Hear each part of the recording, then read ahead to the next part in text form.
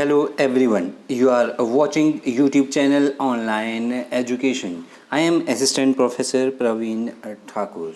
आज मैं आप लोगों के बीच राजनीति विज्ञान महत्वपूर्ण प्रश्नों की एक अन्य वीडियो लेकर प्रस्तुत हुआ हूं. तो जो भी विद्यार्थी राजनीति विज्ञान से संबंधित नेट सेट या HPPSC कॉलेज कैडर या दूसरी प्रतियोगी परीक्षाओं की तैयारी कर रहे हैं उनके लिए ये प्रश्न बहुत महत्वपूर्ण साबित होने वाले हैं. तो चलिए शुरू करते हैं आज का प्रथम प्रश्न. किस संविधान संशोधन के द्वारा लोकसभा में सीटों का अंतरराज्यीय आवंटन अगले 25 वर्षों 2026 तक स्थिर कर दिया गया है? By which amendment interstate allocation of seats in the Lok Sabha freezed to another 25 year until 2026?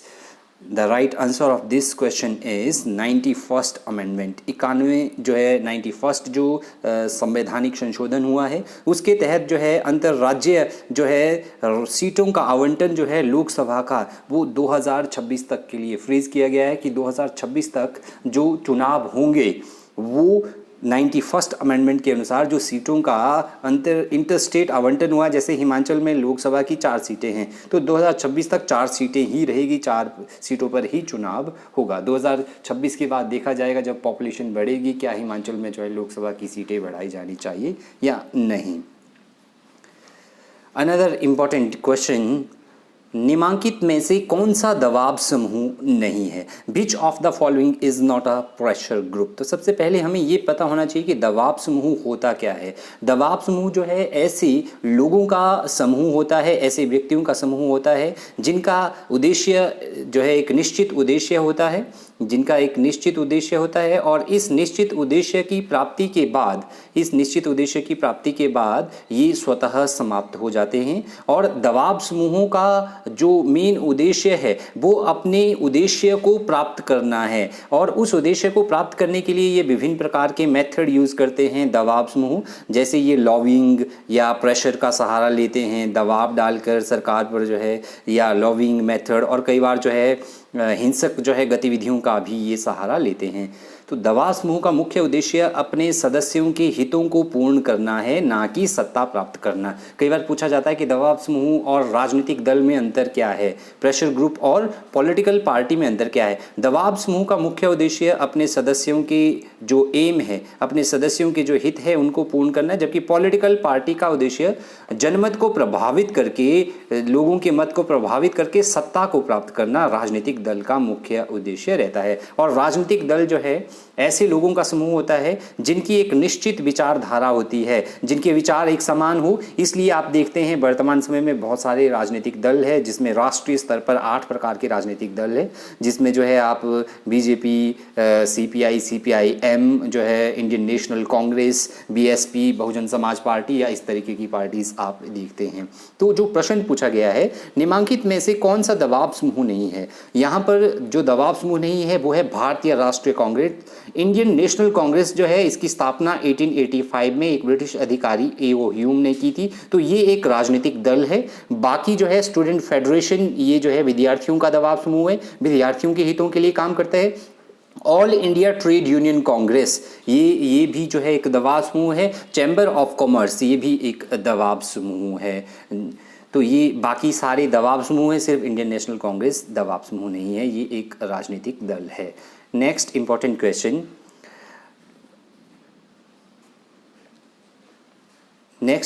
Question is, Lok Sabha में महिलाओं का प्रतिशत किस चुनावी वर्ष में पहली बार 7% के ऊपर गया?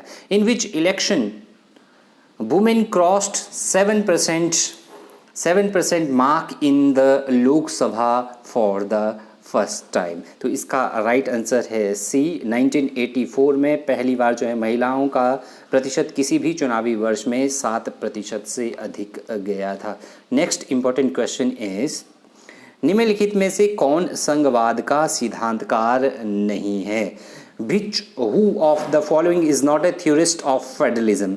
तो यहाँ पर जो संघवाद का सिद्धांतकार नहीं है, फेडरलिज्म का सिद्धांतकार नहीं है, वो जो विद्वान हैं वो है डेविड ईस्टन। डेविड ईस्टन जो है व्यवहारवादी अप्रोच के बिहेवियरलिज्म के फादर माने जाते हैं कंपैरेटिव पॉलिटिक्स में।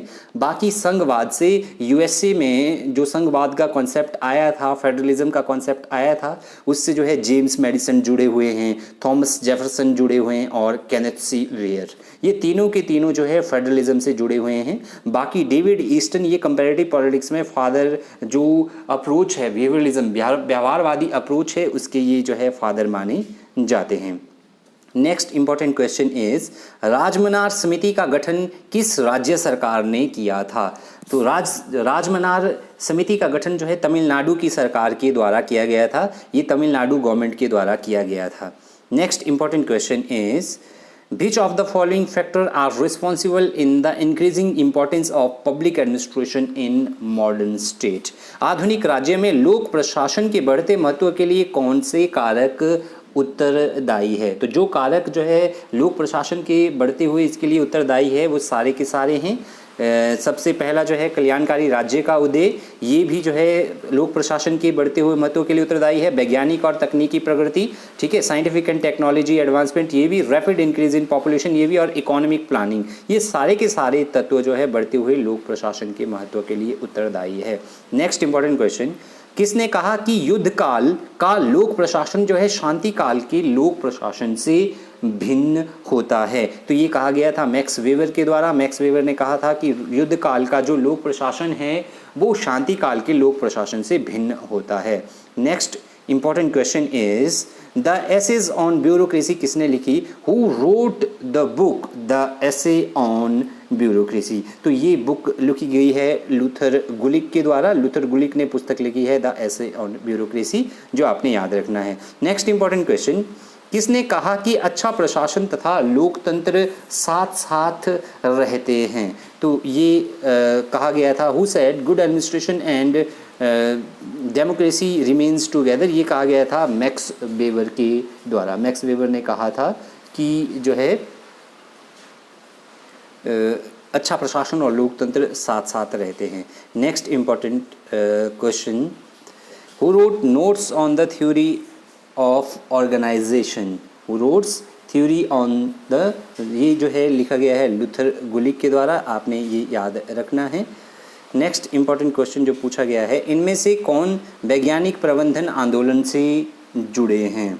तो जो वैज्ञानिक प्रबंधन आंदोलन से जुड़े हुए ऑप्शन है वो है बी, ए और डी, जिसमें जो है फंक्शनल फॉर्मनशिप, ये साइंटिफिक मैनेजमेंट मूवमेंट से जुड़ा हुआ है, और साथ में टाइम एंड मोशन स्टडी, ये भी जो है साइंटिफिक मैनेजमेंट से जुड़ा हुआ है। तो इसका सही आंसर जो है वो है ए एंड डी, कार्यात्मक अनुक्रम और जो है समय की गति का अध्ययन। Next important question, Henry Fayol ने किसका समर्थन नहीं किया? हेनरी फ्योल ने जिस चीज़ का समर्थन नहीं किया वो है आदर्शवादी कौशल। आइडियोलॉजिकल स्किल की बात हेनरी फ्योल नहीं करते, ये गैंगप्लैंक का सिद्धांत देते हैं। नेक्स्ट इंपॉर्टेंट क्वेश्चन, भारत के नियंत्रक एवं महालेखा परीक्षक को किसकी तरह उसके पद से हटाया जा सकता है? कंट्रोलर और auditor general of India can be removed from the office in the like manner. तो इनको हटाया जा सकता है ए जज ऑफ द सुप्रीम कोर्ट की तरह, जिस तरीके से सर्वोच्च न्यायालय के न्यायाधीश को जो है पद से हटाया जाता है, controller and auditor general of India को भी पद से हटाया जाता है। और जो कैग है, कंट्रोलर ऑडिटर जनरल, ये आर्टिकल 48 में इसका वर्णन किया गया है भारतीय संविधान के अनुसार। और कैग जो होंगे भारत के कंट्रोलर ऑडिटर जनरल, उनकी नियुक्ति जो है भारत के राष्ट्रपति के द्वारा, भारत के प्रेसिडेंट के द्वारा की जाती है, ये आपने याद रखना है। नेक्स्ट इम्पॉर्टेंट क्वेश्चन जो पूछा गया है, भारत में प्रशासनिक सेवा के प्रशिक्षण, सुधार एवं पेंशन के लिए कौन सा मंत्रालय उत्तरदायी है? Which ministry is responsible for training reform, इस सब के लिए उत्तरदायी है? The right answer is B, जो कार्मिक, लोक शिकायत व पेंशन मंत्रालय है, ministry of personnel and public grievances and pension जो है इसका राइट आंसर होगा।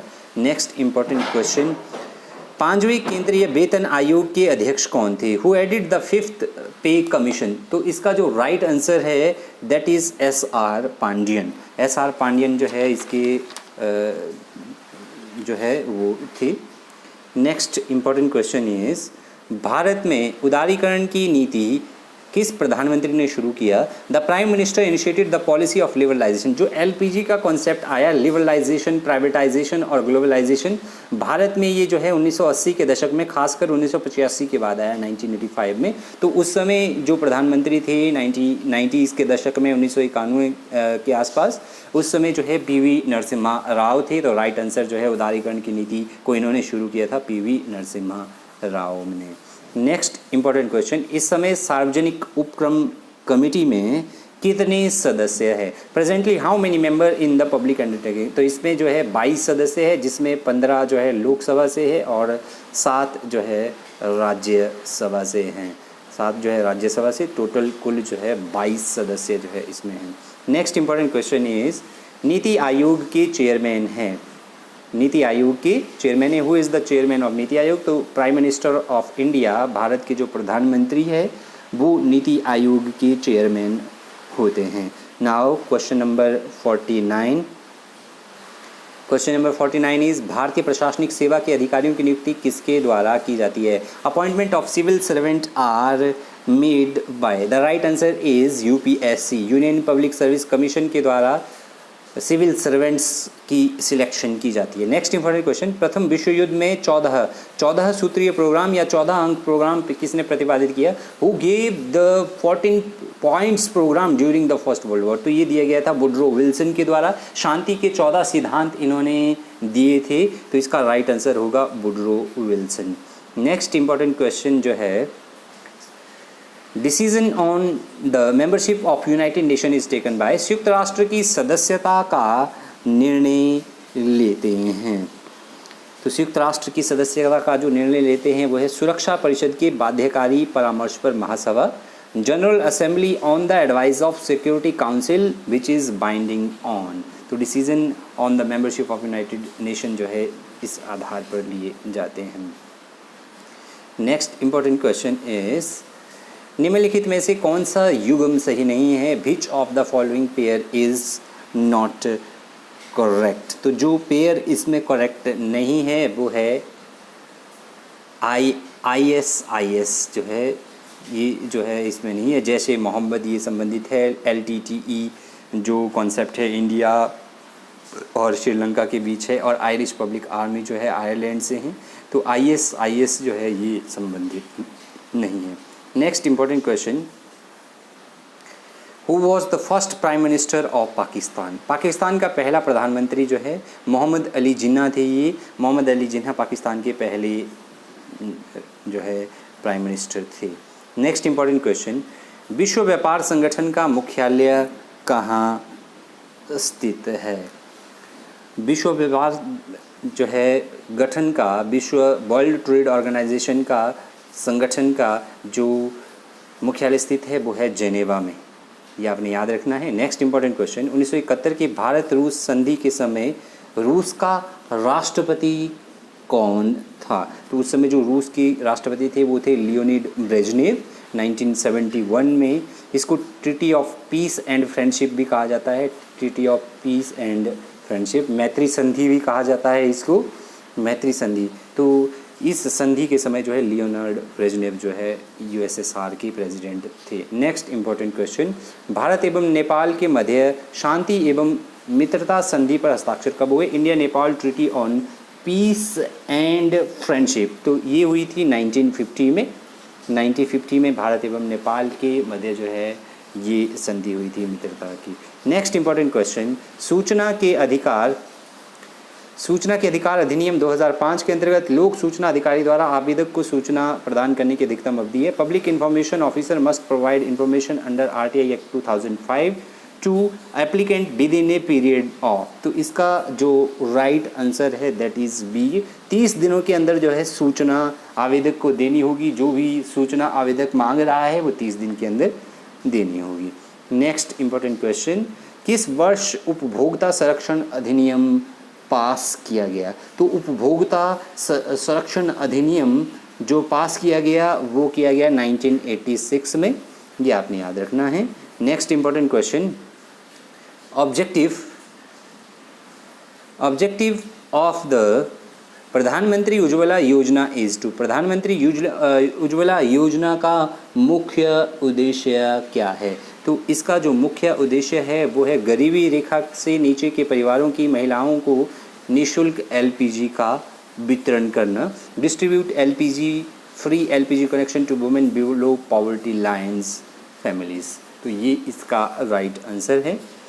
आज का लास्ट प्रश्न, लोकपाल प्रधानमंत्री पर लगे भ्रष्टाचार के आरोप की जांच किस मामले पर कर सकता है? Lokpal can inquire into the allegation of corruption against prime minister. अगर जो है प्राइम मिनिस्टर पर पब्लिक ऑर्डर्स से संबंधित लोक व्यवस्था के संदर्भ में उन पर जो है करप्शन की जो है एलिगेशन लगे हैं, आरोप लगे हैं, तो इस मामले में भ्रष्टाचार के आरोप की जाँच जो है लोकपाल कर सकता है प्राइम मिनिस्टर के अगेंस्ट।